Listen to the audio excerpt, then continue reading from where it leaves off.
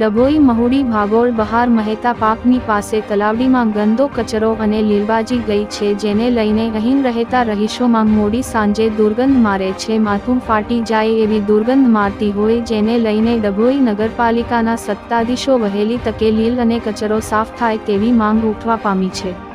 ડભોઈ શહેર એક તરફ સ્વચ્છતા અભિયાનની વાતો કરવામાં આવે છે, માત્ર કાગળ પર જ હોય સ્વચ્છતા અભિયાન એવું લાગી રહ્યું છે, ત્યારે મહુડી ભાગોળ બહાર મહેતા પાર્ક વગેરે 10 ઉપરાંત સોસાયટીઓ પાસે આવેલી તલાવડીમાં ગંદકી કચરો અને લીલબાજી જવાથી હાલભર ઉનાળો ચાલી રહ્યો છે. ઉનાળામાં કારણે તળાવમાં ગરમીના કારણે દિવસે પણ દુર્ગંધ મારવા લાગી છે. પહેલા રાતે દુર્ગંધ મારતી હતી, હવે દિવસે પણ દુર્ગંધ મારવા લાગી છે, ત્યારે નગરપાલિકાના સત્તાધીશો વહેલી તકે સાફ સફાઈ કરવામાં આવે તેવી લોકમાંગ ઉઠવા પામી છે. રિપોર્ટર અફઝલ રજા ખત્રી, GPK ન્યૂઝ.